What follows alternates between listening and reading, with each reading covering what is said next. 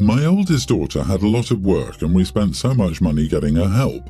Growing up, she was very destructive and we did everything under the sun to help her. I will not share her diagnosis, but it was one they don't diagnose kids until their late teens. After that, she improved and is on the fast track to college at 22. Her younger sister, Sally, 18, is also going to college. Sally had it extremely rough growing up with her sister. They do not have a good relationship, but it's a million times better. I'm in family therapy with her. Sally has a lot of resentment of being in a shadow for her childhood. We both agree with this. She brought up many times we would drain all our money to help her oldest. She said that every time we drained all the money on her sister, she was left with scraps. My wife and I talked about this and agreed she was right. We decided to gift her something she wanted. Sally was shocked but really happy when we offered her something.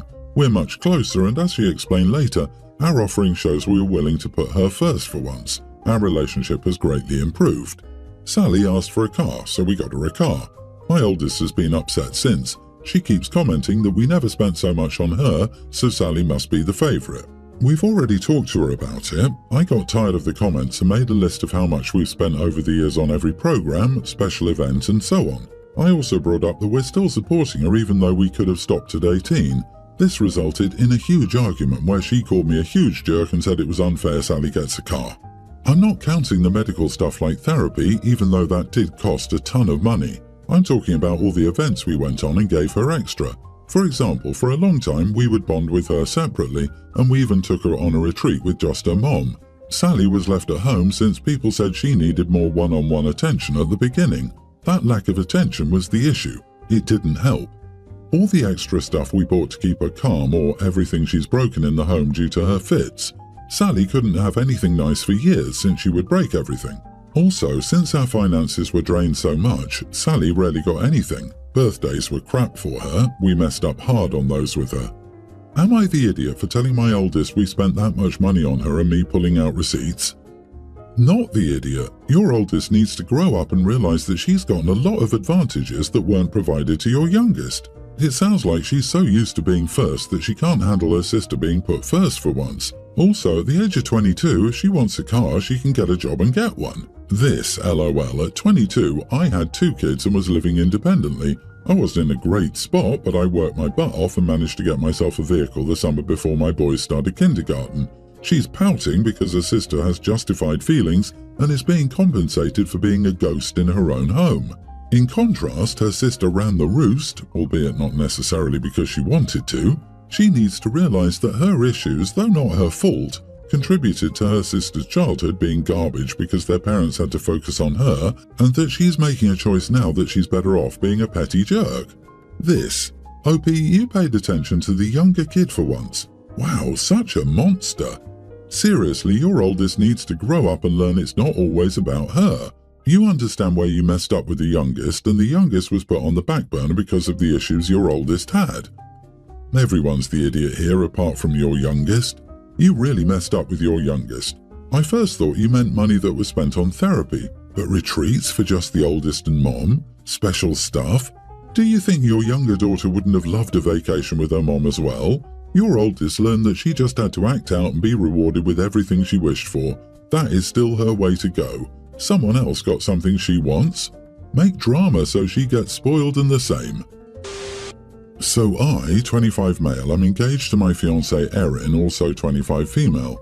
Since we started actively planning our wedding, Erin's family, but mostly her parents, have developed an obsession with stating how tragic or sad and unfortunate, etc. it is that I won't have my real family there, and that there'll be no blood relatives of mine present for the wedding or our life together.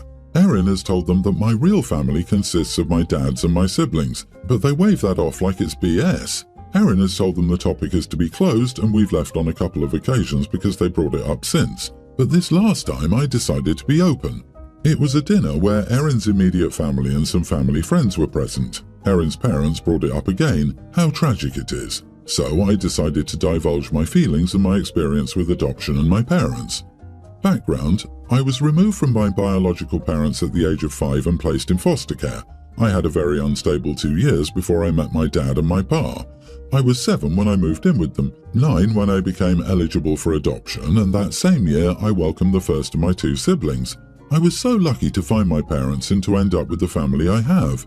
I remember clearly some of the bad with my biological family, and I don't miss that. So I told my future in-laws that I didn't find it tragic at all. People who can make a 5-year-old feel so unloved that they never see a future where someone could care for them. You can be surrounded by those who share your DNA and never experience kindness or love.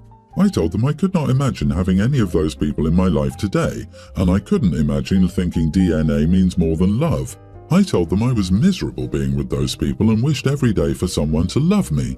I said I didn't know love until I was 7 and met my parents, and more specifically my dad, who embodies love and is hands down the most loving, caring, compassionate, and thoughtful person I've ever met. He is a shining example of someone who loves and has a deep capacity to love.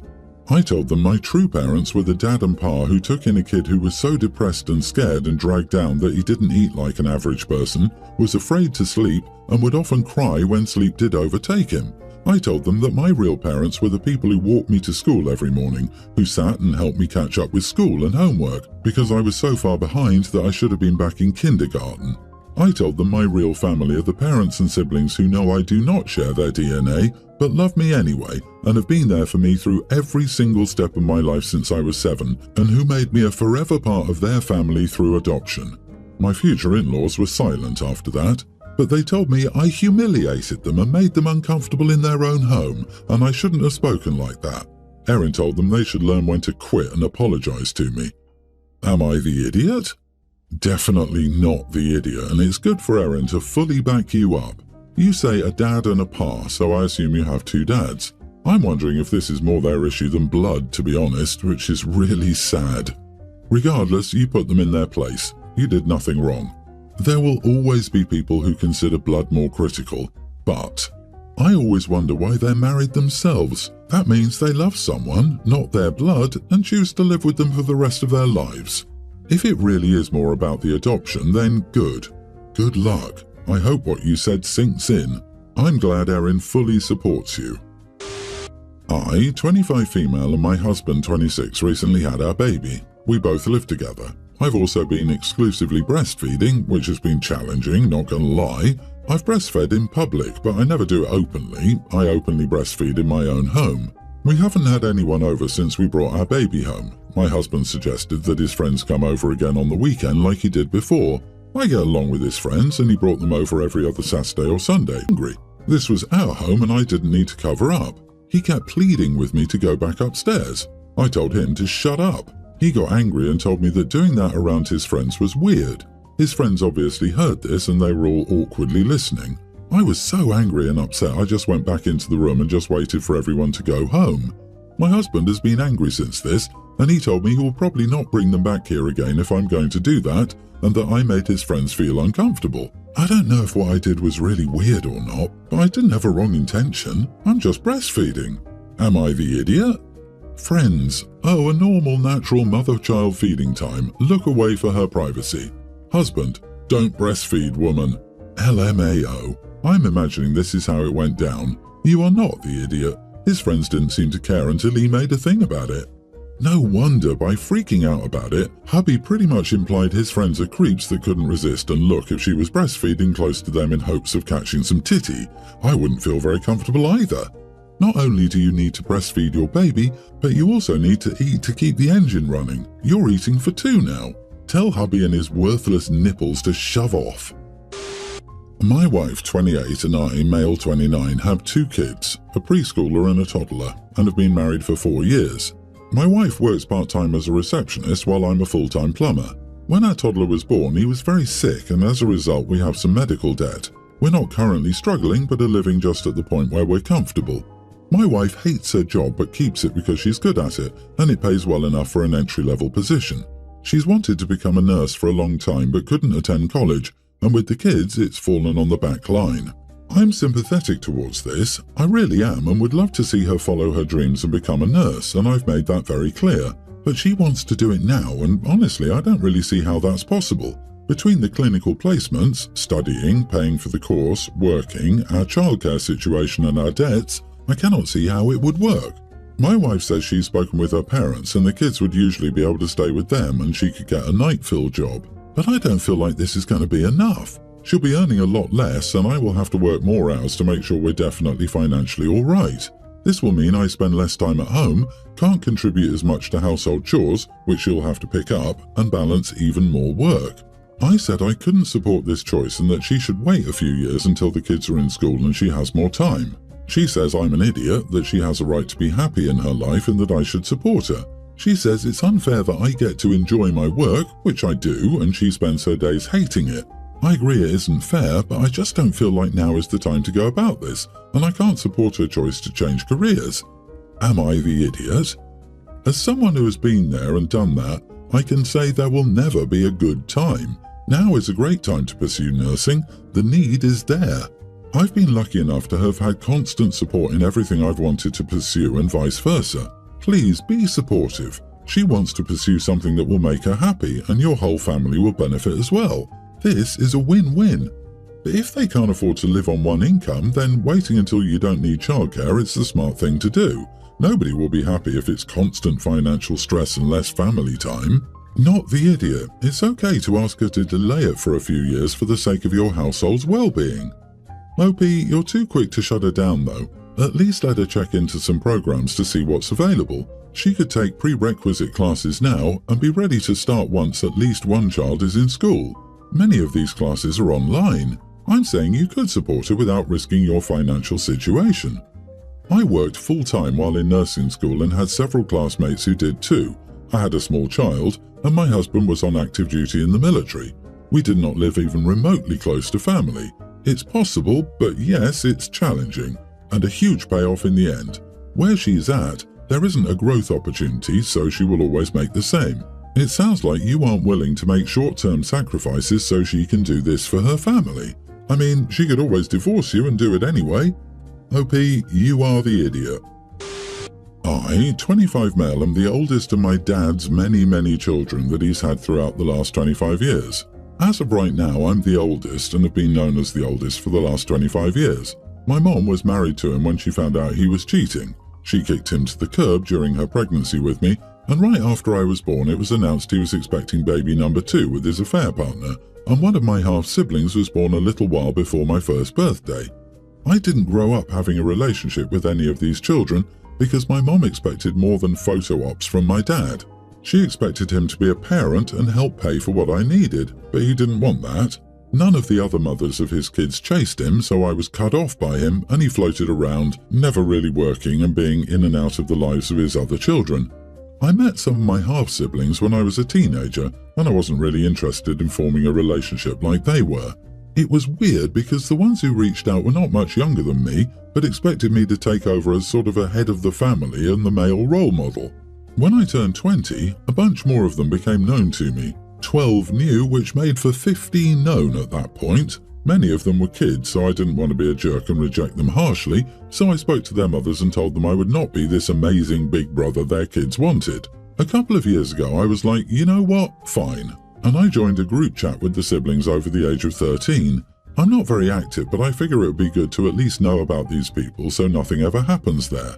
It was that worrying for me that when I met my fiancée, we actually did talk to her parents and get a DNA test done because I have so many half out in the world that it's scary.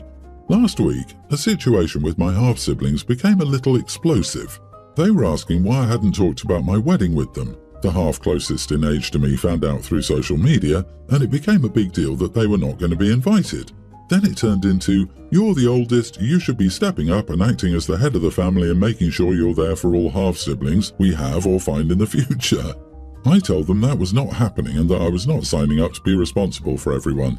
They said I act like us having each other isn't a good thing. I told them I would never have chosen this, to have half-siblings coming up that will be over 20 years younger than me, half-siblings maybe even older than me for all we know, and never knowing if the people I meet could be my half-siblings. I told them I was not her sperm donor and I would not take responsibility for this. They called me an idiot and said I should embrace this huge family. Am I the idiot?